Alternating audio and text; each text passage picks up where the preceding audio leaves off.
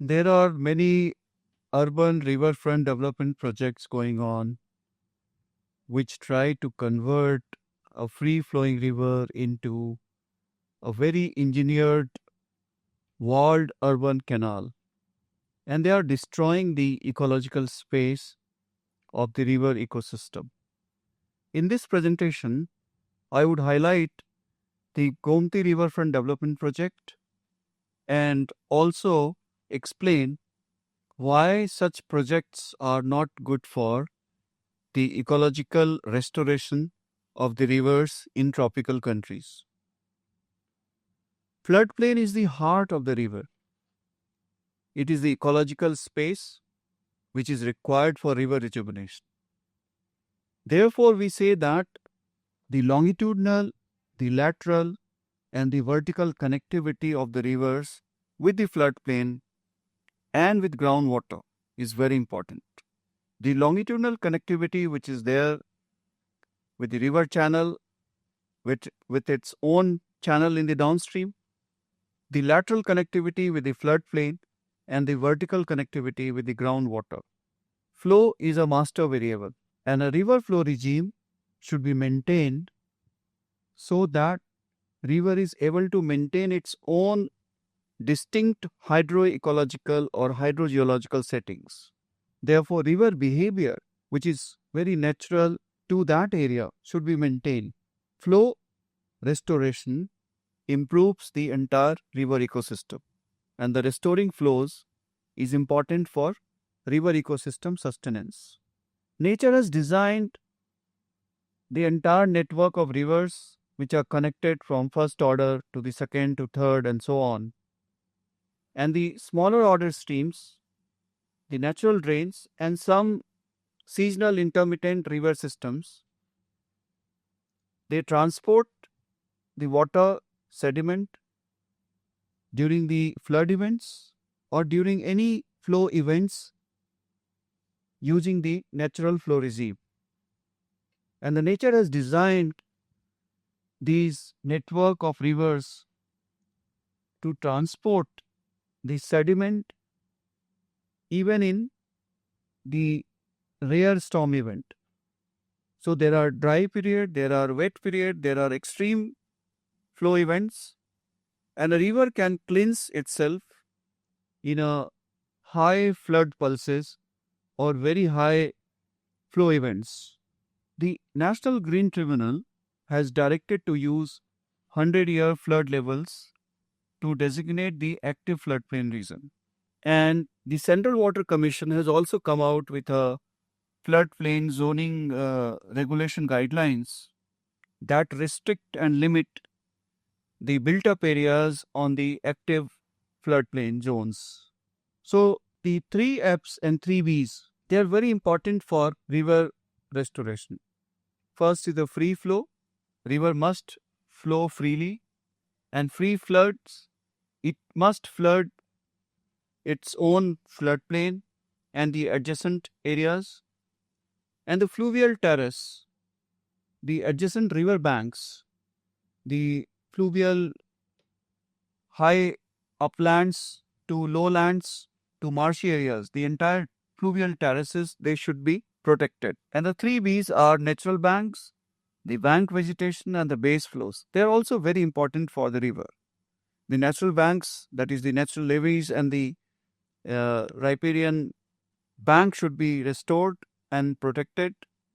The bank vegetation means we have to see the riparian forest, the vegetation buffer across the river channel, and the base flows, the flows that provides water to the river channel even in the lean period, because groundwater and the surface water, they are connected.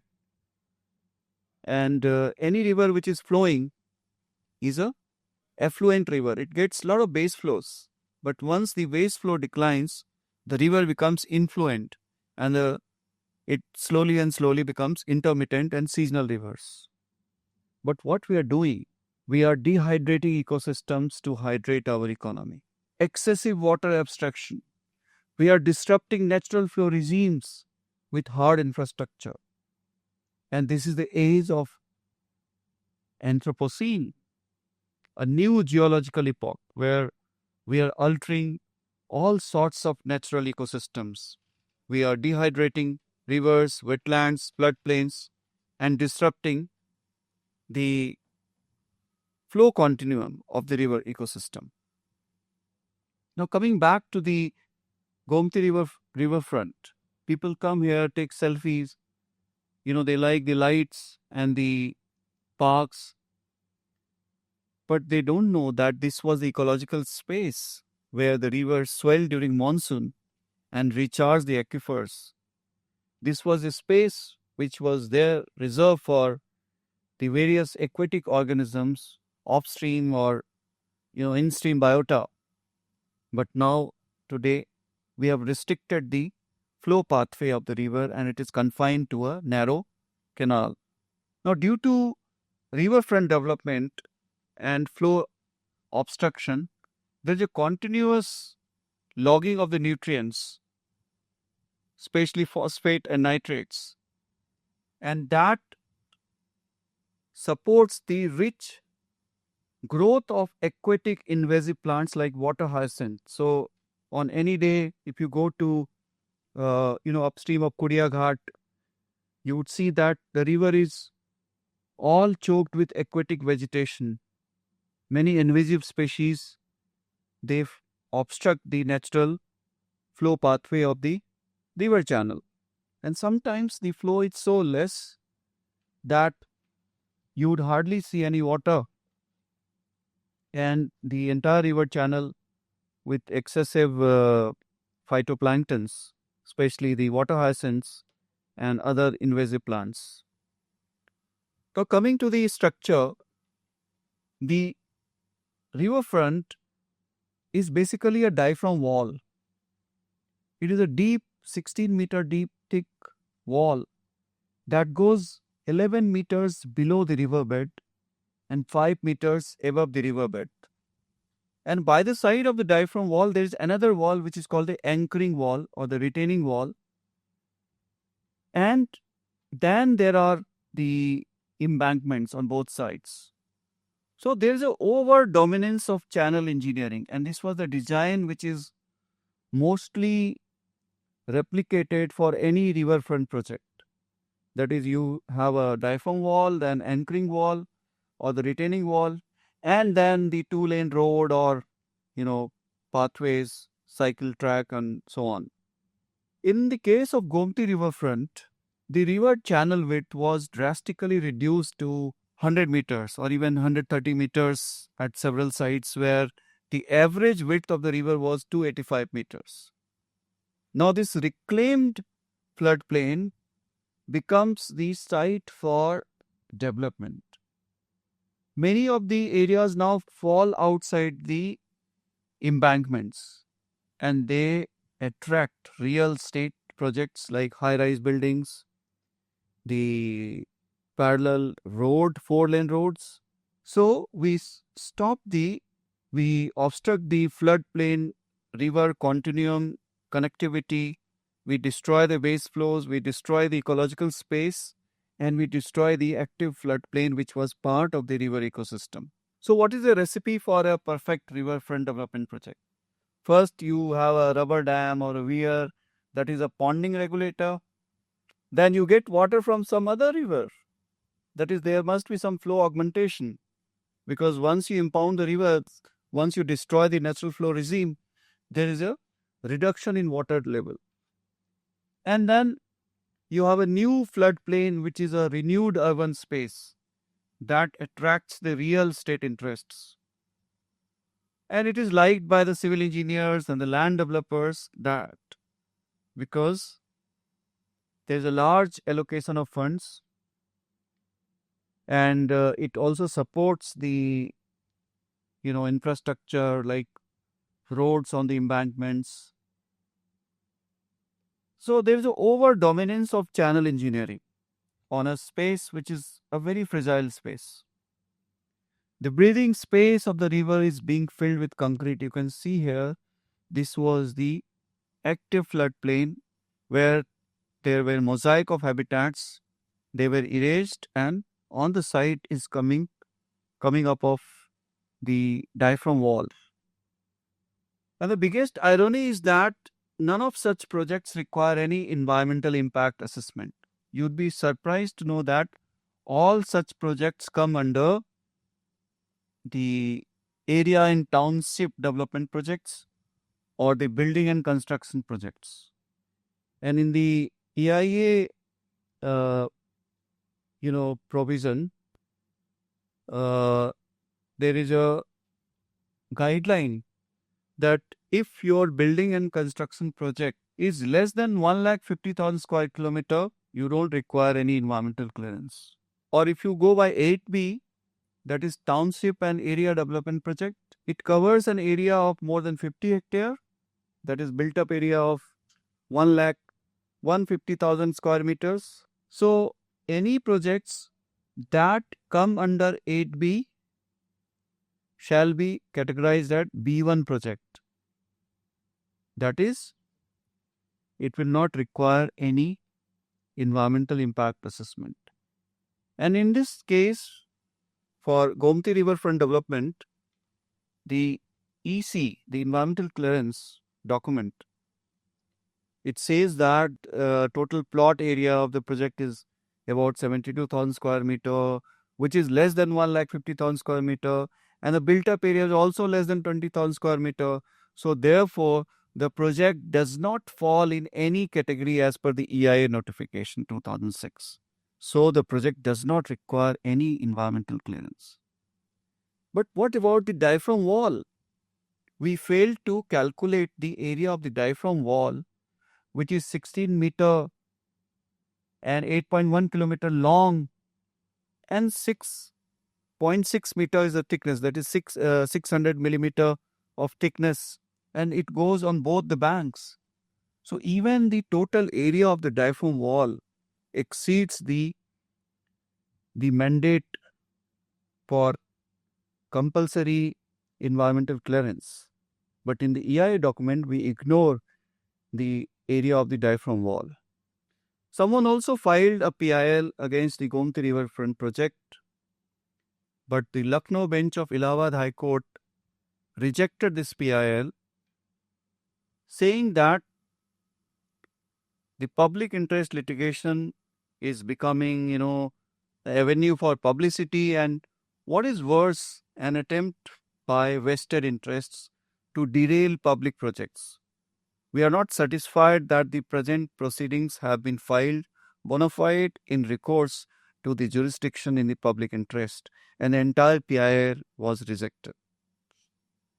So, but after this riverfront project, when the Chief Minister appointed a judicial probe committee, it included a retired High Court judge, a professor of river engineering from Banaras Hindu University, Professor U.K. Chaudhary, and also a professor of finance from IIM Lucknow. And according to Professor U.K. Chaudhary, the Gomti Riverfront was not a lapse, it was an organized crime. And if people from IITs, if they do this kind of blunder, then what are the remedies? There was one entire interview published in Navar Times, and Professor Chaudhary was a member of the Judicial Probe Committee. It was the dream project of the previous government, and this report, which is around 4,000 page long report, it says that there are so many lapses both on the design front and the financial front, which should not have been there in the first place. Coming back to the channel straightening and how the entire diaphragm wall is set up here, you can see this slide where the active river channel is being filled up with clay and silt, which is not the river sediment. It is the clay, hard clay, which will choke the floodplain. And this imported soil or the clay is used to impound the river channel to retain the channel into a narrow path and also to reclaim the land. And later, this was used to construct the diaphragm walls and the anchoring walls. So there was also a research paper which we wrote on impact of river channelization, documenting how it destroyed the fluvial habitat. And we also contributed to how regulatory interventions could contribute towards a cleaner river Ganga. But unfortunately, none of these suggestions were taken into consideration. So coming back to this riverfront area, you see the red in the circle. This is the area where the riverfront project was designed, but just upstream, this river is still evolving. This space is not static. The channel also keeps on migrating. But now we have designed the channel on both sides. The river cannot migrate. River cannot, go beyond the riverfront, and it has both upstream and downstream consequences. Just upstream, you see how the river meandered and maintained the natural character of the channel, maintaining both the outer the concave side and the inner convex side. The outer side is the zone of erosion, and the inner side is the zone of sedimentation or deposition of silt. And you see that how the river has maintained its own mosaic of biodiversity. We also did mapping of the river channel just slightly upstream of the riverfront, and see between 2000 to 2016, this area kept on changing the course. During the flood of 2008, how the older meanders and the older oxbow lakes became active. And even in 2016, the well-defined, this concave and convex corridor or the shape was maintained with a very dynamic ecosystem, with a very dynamic hydraulic ecosystem, where the channel is trying to maintain the natural floodplain connectivity. But after the riverfront development project, there was a significant reduction in the flowing pathway. There was reduction in channel width. The first image is of 2008 and the second image is of 2016 post riverfront project, and you see how the flowing pathway was restricted. This is a typical cross section of the river. What you see in the center is the main channel, and on both sides you have the riparian forest buffer, and beyond the riparian forest buffer you have riparian wetlands, and this is a flood prone area. Every year river brings water, spreads water to inundate the riparian forest buffer and the riparian wetlands, and there is a distinct floodplain or the valley of the river, and there are some upland vegetation. This is a typical cross section area which shows the distinct floodplain and the marshy vegetation, the shoreline, and the upland areas, the upland terraces. Now compare these two pictures. This is a river channel in Singapore, Bishan Angmo Keo Park, and there was a project called ABC project or ABC Waters, Active Beautiful Clean Waters. This program was designed to transform the water bodies beyond just their functions of drainage and water supply. So in the first place, they had concretized the river banks, and they made a very engineered sort of ecosystem. But later on, they realized their mistake, and they dismantled the cement and concrete structure and converted back this river to a natural marshy, sort of ecosystem. So the second picture, the lower picture, is the reclaimed, and the first is what they did before. So they had to entirely dismantle the concrete and cement and re-establish the natural ecological systems to restore this river. Again, the same site. So now I'll tell you why riverfronts are not good for tropical rivers. First of all, a riverfront development, which is totally on concretization and channelization, they are important models. They do not fit for rivers that swell up during monsoons. Our rivers, they swell up sometimes 10 times during the compared to their lean season during monsoons. And substantial space is required to maintain that excessive flow. It also requires the space to spread the sediments. You see this picture where I show the 100-year overflow and the 500 years overflow based upon the historical data and the gadget. But we try to minimize the active floodplain even in tropical countries. In the situation where we have the tropical monsoons. So a riverfront project may be good for non-tropical countries like those in Europe. So this is the picture of Danube River in Vienna, where there are distinct riverfront designed to support both the playgrounds and the native ecologies. And this is there as there is no peak, flood pulses, or there are no very high flow events during the monsoon. They get sort of very uniform rainfall.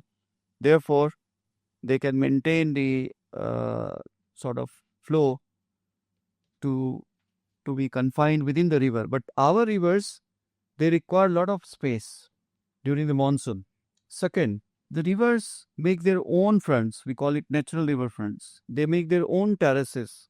They make their own corridors using various fluvial processes. So why do we ignore the natural fronts of the river? It is a mosaic of habitat, the floodplain vegetation, the riparian vegetation. We first destroy them and then create an artificial riverfront.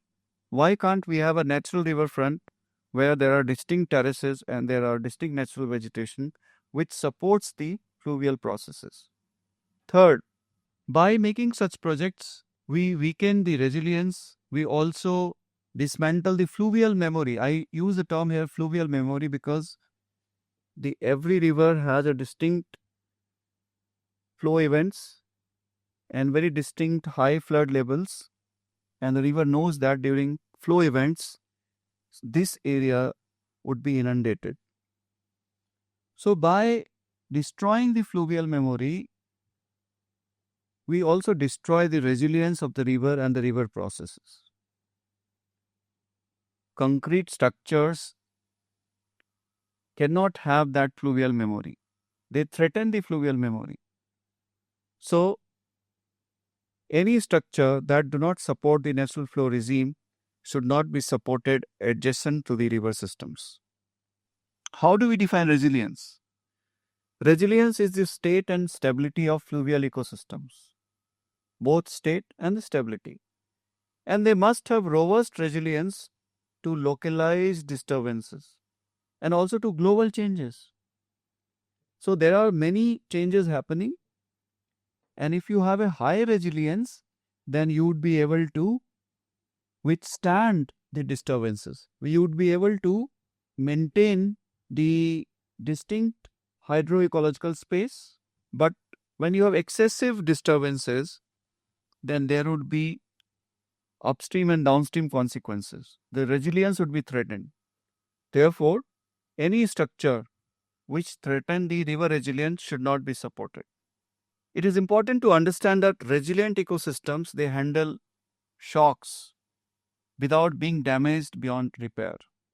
And rivers, they attain a stable regime over thousands of years. It is through periodic drying and wetting and through cutting and eroding they attain a sort of stable regime. They have a distinct meander or distinct pool, riffles, or shallow zones, deep zones. So this sort of stable regime is threatened by a structure which is threatening the river resilience. Fourth, riverfronts do not respect the heterogeneity. There are mosaic of heterogeneous habitats. They are wiped out. There are deep pools. They are fragmented by dams and barrages. There are sandbanks. There are vegetated banks. There are riparian buffers. They are all lost. And there are hydraulic and morphological variability that determine the habitats that is also affected. So the entire floodplain zones are affected by riverfront projects. We have documented 8 types of habitats, and we have also documented what kind of species they used to have, what are the characteristics of such habitats, and we compared before the project and after the project. So before the project, there used to be 8 distinct type of habitats such as open river, deep pools, backwaters, shallow pools, scour pools, channel confluence, wetlands connected ditches, grassed banks, well vegetated banks. But now only 2 are there, the open river and deep pools. All other habitats were wiped out. The channel confluence wiped out. The wetland connected ditches and grassed banks wiped out. So we also lost biodiversity. The immediate consequence is that the many species of fish are disappearing. We sampled fish in the entire river, right from upstream to downstream. There used to be 55 types of fish in 2009 when we sampled, but after the riverfront project, we could hardly get 17 or 18 types of fish, and that too we got only juvenile fish. We did not get any mature or adult fish in the riverfront sites, in the constructed, the engineered space, because this was not the natural space. This was not good for breeding. So we lost a lot of fish and also turtles. Fifth point that I wanted to highlight here, riverfronts do not respect flow variability. Flow regime is affected. The flow variability is affected. The variable flow regimes are flattened. We have a flow regulator in the upstream, and the downstream there would be a barrage or a weir, and in between there would be a concrete channel. So we maintain the flow. It is an artificial flow. So the design does not respect the legitimacy of flow variability. The dry and wet phase of the river, which used to have many flow types, many flow events, that got lost with the concrete structure. And what about the design for both the banks? Can you design similar structure for both right and left bank? You know that one side would be a concave side, the other side could be a convex side. A concave bank is not similar to a convex bank. Concave side is the eroding side and convex side is the deposition side. And they are different, they perform different functions, but we have a similar design for both the banks. So can you imagine concave side and the convex side getting lost to a uniform civil structure? Next, what is the consequence? Once we have the reclaimed space, there would be a lot of projects coming up on a floodplain. Therefore, riverfronts promote elite urbanism. They promote ideas of elite space at the cost of ecology and heritage. It is more about real estate and certainly not about the restoration and rejuvenation. As the new space, reclaimed space, would attract a lot of real estate investments, and we would want high rate of return at the cost of ecology. So there would be elite urban space emerging out from an active floodplain. And we then brand the river as an urban river. There is nothing called urban river. A river is a river, and it must be seen as a living entity. But once we have channelized a river, once we have created a riverfront development, we categorize it as an urban river segment. Even though a river from upstream to downstream is a living entity, is a like living ecosystem. But in just 1% of the river length, we invested so much of money that it became an elite urban space, and then we leveled river as an urban river. Categorizing a river into an urban river is a bad science. A catchment may be urbanized, but not the river. But in the process, we also try to urbanize the entire flowing pathway, the floodplain. And that's why we call it now the urban river management plan. And the next point, very important one, we lose collective memories. There's a loss of place-based collective memories. Many public ghats were erased, many banks were erased, and there was a lot of disengagement of the communities, both mental, spiritual, and also physical, as we cannot access the river now. So the cultural landscape was lost, and with the cultural landscape, there is also loss of collective memory, place-based collective memory. This is a picture of a ghat called Lallumal Ghat, just downstream of Pakka Pul. You would hardly see this kind of active space which is used by communities, by people accessing the river now, as we have disconnected the river to such historic banks and the ghats. And finally, riverfronts treat tributaries as sewerage system. A river was getting fresh water from several, tributaries, from smaller channels, from streams, smaller streams.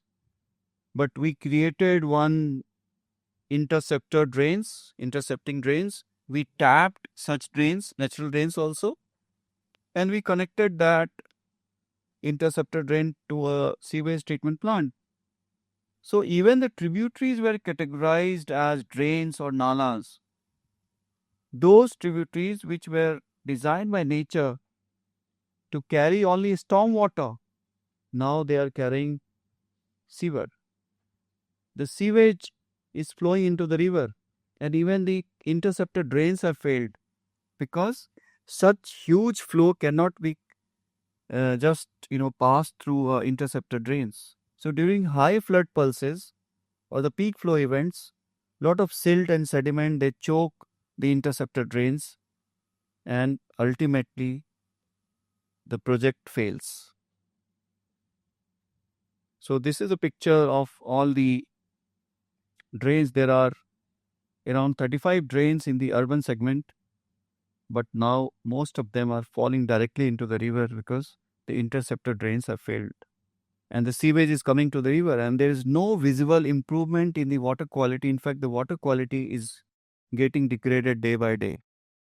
So you see, this is the diaphragm wall, which is 0.6 meter thick and 16 meter deep. And see how we have disconnected the channel of the river with the floodplain. So there's a loss of lateral connectivity, that is loss of floodplain.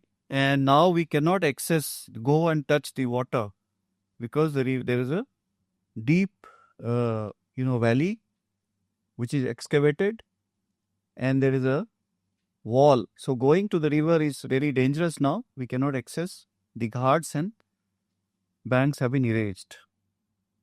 And this is a picture next. You see that picture of Pakka Pul here.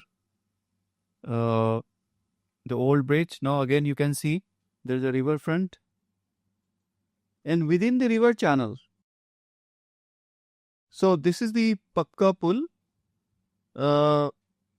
which is more than 100 years of age now. It was made, I think, in 1914. In 2014, we had 100 years. And you could see the riverfront, the wall. From here, the riverfront starts just downstream of Kuriya Ghat. The thick cemented concrete wall inside the river now. So we have reclaimed this space. We have filled up the space with silt and clay and have now we are using this space.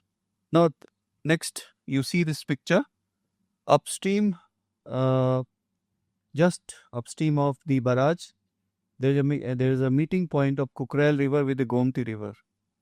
So the upper picture is the picture which I had taken in 2011. It is a satellite picture. The river Kukrel is able to meet the river naturally, and there is you see a lot of floodplain vegetation. But after the floodplain, just see how the Kukrel River is not able to meet the Gomti River because there is a riverfront here. So how a tributary of the river is killed and converted into a sewage canal is visible here. It is a perfect example. The Kukrel River is here, you see in the downstream. It's not able to meet the Gomti River. Same picture here now. Before the riverfront project started, so Kukrel River is meeting the Gomti River, but now there is a riverfront wall here which stops the Kukrel from meeting the Gomti River. See this picture now. Just next, there is a cemented riverfront, and the natural confluence of the river was lost. And Kukrel River, again, there are 52 drains which are connected to Kukrel River, and it brings a lot of sewage to the Gomti River. This is the, again, meeting point of Kukrel River again. And next, this is a natural Gomti River where the embankment was designed on one side. There is a sandbar visible here. There is a channel which is not straight. And this is the site of riverfront development. When you pass through this bridge, on the right hand side, you have the selfie point and the entire riverfront. This was before riverfront started. This picture I took in 2008, and the river was able to maintain at least some space, ecological space. So the effluent river in 2011, now it is an influent river. The fluvial landscape has been threatened. The hydrological resilience has been threatened, and the channel has been threatened. This is the place where we had put the earthen dam. We tried to stop the river, and it was very difficult to contain the flow. So we stopped the river here with the earthen dam. The earthen dam is still there upstream of the Pakka Pool, and we have not even removed the earthen dam. Now we are saying that this is required to maintain the water level. But before riverfront project, there was no earthen dam. And you can see even in the satellite picture, this is a satellite picture of the earthen dam. See how we have just left one small space for the river, and there is a barrier of the flow pathway is obstructed, and which is leading to excessive water hyacinth upstream. This area was very beautiful. We used to do boating and swimming, but now this area has gone. So ecology of the rivers is irreversibly damaged through riverfront projects in India. A picture you could see how the river looked like in 2008, but now in 2018, the same space. This is a picture taken from the same side. There's a riverfront wall and excessive water hyacinth, which is choking the river. The water quality has worsened. The river channel width has been drastically reduced. And now there is a thick carpet of water hyacinth across several stretches. We tried to improve it, but just for 2 days. There was a defense expo. So we got the water from Sharda River. We got water imported from Sharda River, and we flushed all these, polluted water, and we cleaned the river for 2 days. But after that, again, river was back to square one. Again, water hyacinth. This is the picture in the downstream rubber dam. See near the Lamart how we have stopped the water here. And this I had taken during the riverfront project. Inside the channel you have the diaphragm wall, and there is an anchoring wall. You could see two walls here. One is the diaphragm wall and second is the anchoring wall, and then there are interceptor drains. So again, see how we have destroyed the ecological space of the river through concrete infrastructure. And we proudly say that this is not the river bank, this is riverfront. But what is happening? We kept on saying that the river would be clean, now we would tap all the drains, water would be sparkling blue. But even after 10 years, there is no visible impact on the river water quality. The water quality has deteriorated, fishes have disappeared, turtles have disappeared, and it is a dead zone now, at least for fish and turtles. So these are some of the pictures you can see during the different phases of riverfront project. Laying of the intercepted drains and how the space was used for the riverfront. Thank you.